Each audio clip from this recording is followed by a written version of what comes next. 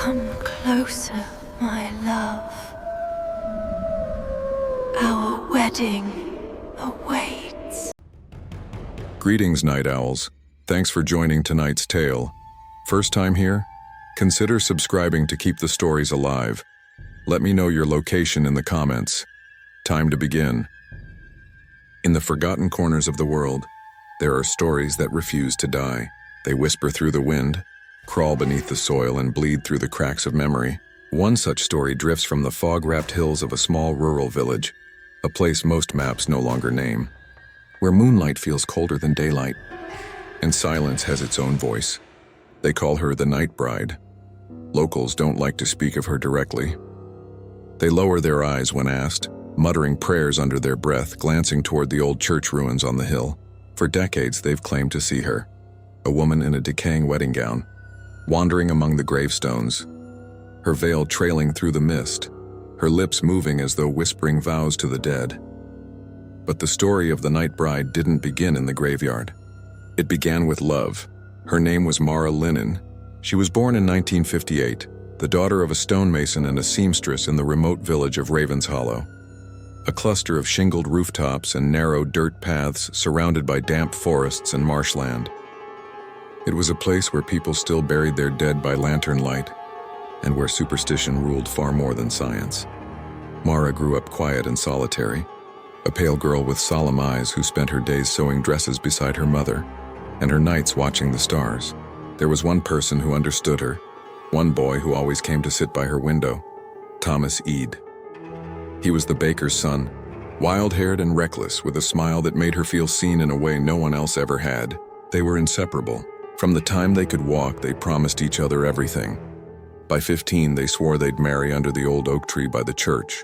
He carved their initials into the bark, M+T, Kaungs forever, but fate in Ravens Hollow was cruel.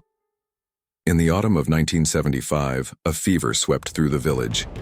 It began as a cough, a tremor, a simple chill, and within weeks half the town was burning their linens and burying their loved ones. Mara's mother fell first, then her father. Thomas stayed with her, bringing bread and soup to her door even when others avoided her house like a curse. He told her they'd leave once it passed, start over somewhere new, but he never got the chance. The fever took him too. They say Mara lost her mind that winter. She refused to eat, refused to leave her room. She stitched a wedding gown in silence day after day, using scraps of her mother's lace and curtains torn from the windows. The villagers would sometimes see her sitting by the window at night, whispering softly, as if reciting vows to someone unseen.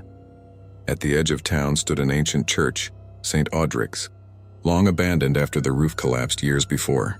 It was said to be haunted even before Mara's tragedy. People heard footsteps echoing inside, candlelight flickering through the broken stained glass. That's where they last saw her alive.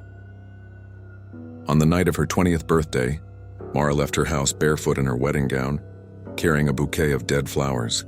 The moon was pale and swollen, the fog thick as milk.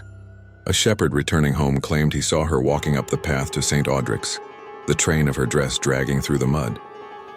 He called out to her, but she didn't turn around. By morning, she was gone. They searched for 3 days. No body, no footprints, no trace. Just the faint sound of bells, wedding bells, echoing from the church ruins that no one dared to enter. For years, people spoke of her ghost. They said she appeared to the lonely, the grieving, and the faithless. Men who lingered too long near the graveyard claimed to see a woman's shadow gliding among the tombstones, her dress fluttering though there was no wind. Some swore they heard her humming an old wedding hymn, the kind sung in the village before the plague years. But the story took a darker turn one winter in 1984. A storm swept through Ravens Hollow, uprooting trees and flooding the lowlands. When the ground softened, the cemetery at St. Audric's began to slide. Graves split open, coffins shifted, and that's when they discovered something deeply wrong. Several graves were empty, not disturbed by the storm, emptied. Wood splintered from the inside, as if the bodies had clawed their way out. The caretaker, an old man named Elias Grimm, told the constable he'd seen lantern light in the churchyard at night. He thought it was thieves at first, or teenagers. But when he got closer, he saw the figure, a tall woman in white, moving among the graves. She was humming.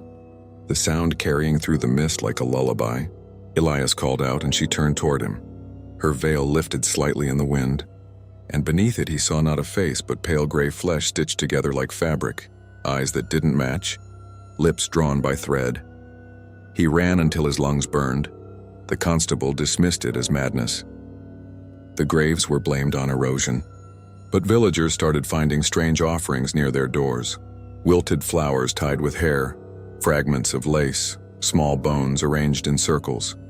Dogs refused to enter the churchyard. Ravens perched on the steeple at night, silent as if waiting. Then came the travelers. In the summer of 1986, a pair of city photographers arrived to document vanishing folklore. They'd heard rumors of the Night Bride, a spirit that haunted Raven's Hollow. Locals begged them not to stay overnight, but curiosity often outlives caution. They camped near the church, setting up tape recorders and cameras. That night, they captured something no one could explain. On the tapes, faintly beneath the hiss of wind, came the sound of a woman's voice singing.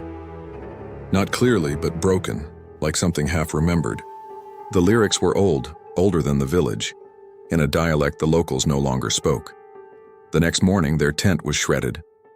Their camera was found near the cemetery gate, lens cracked, its final frame showing something blurred but human-shaped, a figure in white standing before the church doors, her hands outstretched as though welcoming them inside.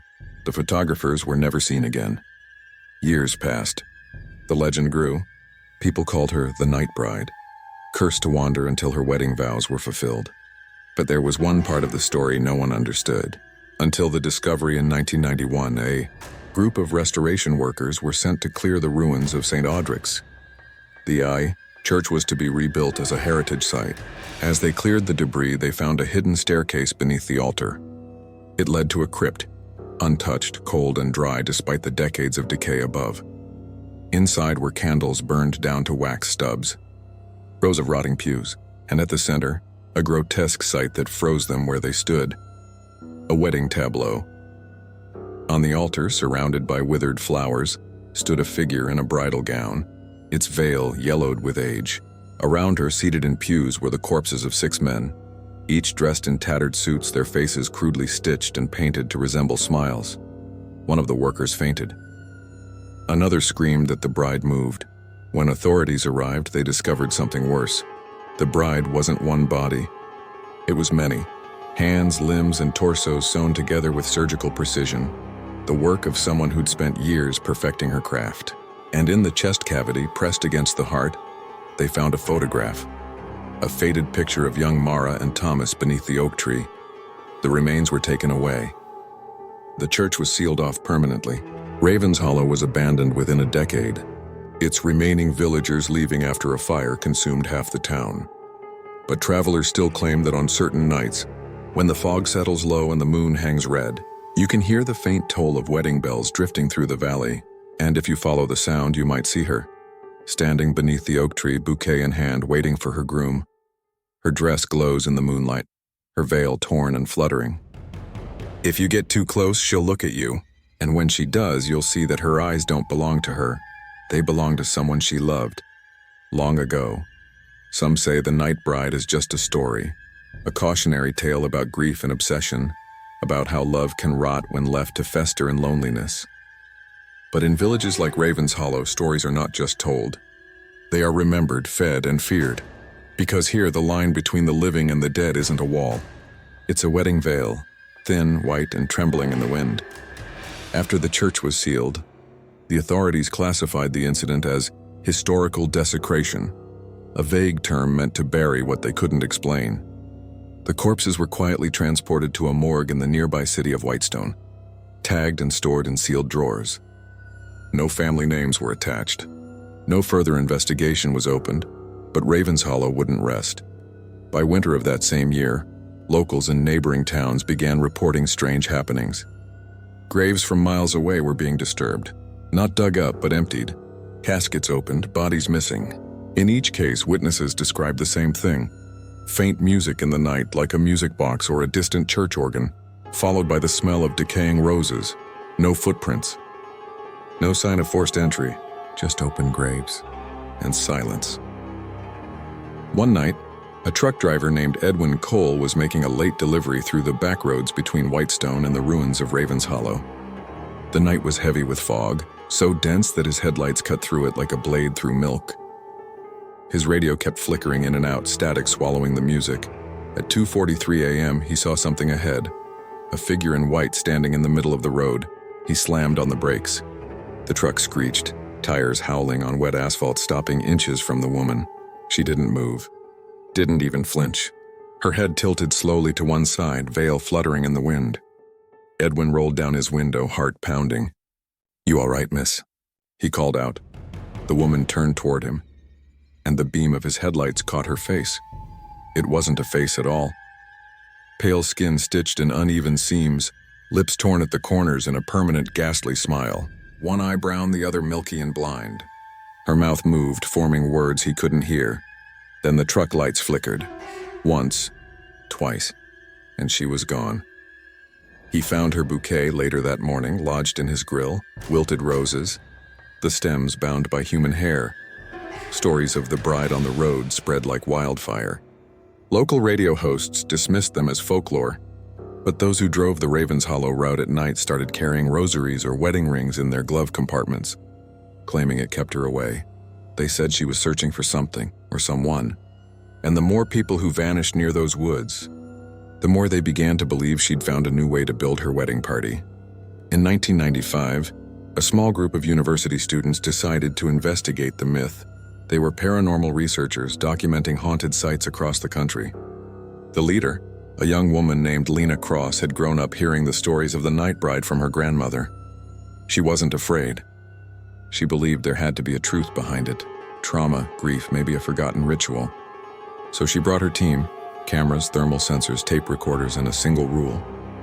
They would spend one night in the ruins of St. Audric's. They arrived just after dusk. The forest surrounding the village was eerily quiet. No crickets, no wind, just the crunch of dead leaves under their boots. The church stood like a skeleton against the sky, its walls blackened by fire, its tower leaning. They set up base inside, laying out equipment among the broken pews.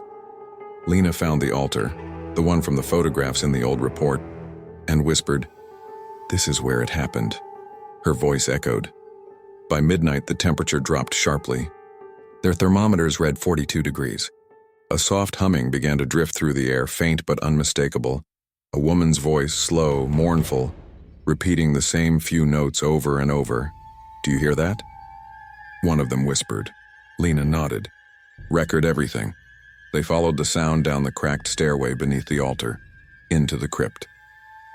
The air grew damp, metallic. The candles left behind decades ago had melted into the stone like wax tears. The smell hit them first, rot and perfume, decay masked by old flowers.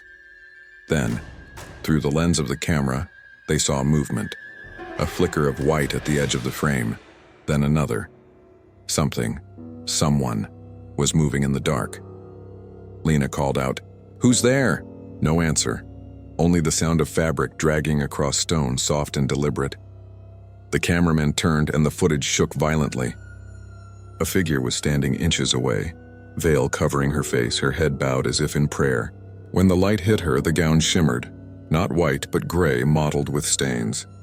Her hands were skeletal, skin stretched thin, the nails long and broken. "Bride," Lena whispered, "it's you." The figure raised her head, and in the beam of the flashlight the team saw what no living person should see. The face of something once human, but no longer bound by death. The jaw unhinged, tearing down to the throat. The sound that came out was not a scream, not a moan, but a choked laugh. The camera fell. The footage surfaced 3 months later, recovered from a nearby creek. The police never found the students' bodies. Only fragments of clothing and a half-burned wedding veil caught on a tree branch. Experts who reviewed the tape said there was no digital manipulation. The audio, however, contained something else. A voice layered beneath the humming, faint but clear enough to transcribe. It said, "He will come for me. You will all witness it." Since then, sightings of the night bride have changed. No longer limited to Ravens Hollow, she has become a wandering specter, tied not to a place but to an idea, the eternal waiting of a lover who cannot let go. Folklorists trace her story back further than Mara Linen.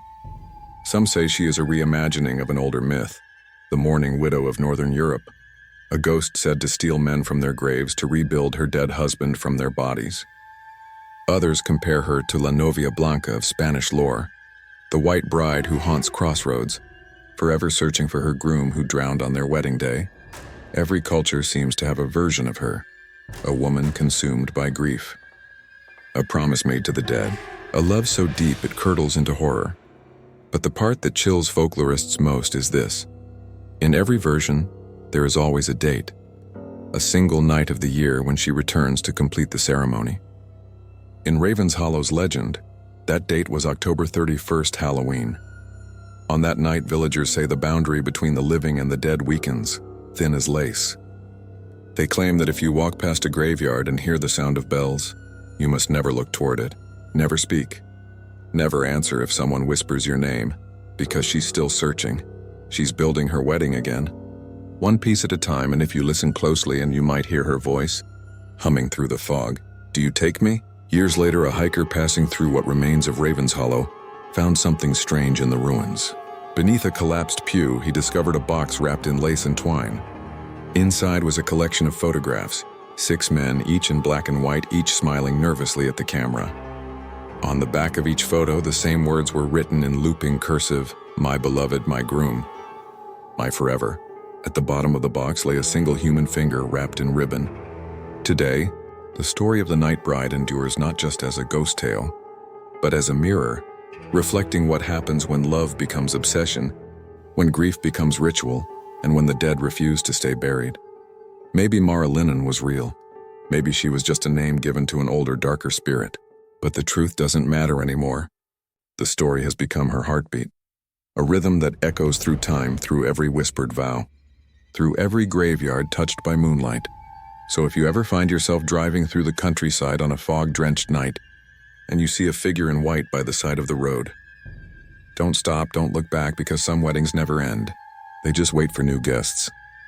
And somewhere in the ruins of a forgotten church, a cracked bell tolls softly, for the bride, for the groom, and for whoever hears her song next. We're wrapping up now. Thanks for tuning in. If this creepypasta kept you on edge, like and subscribe for more.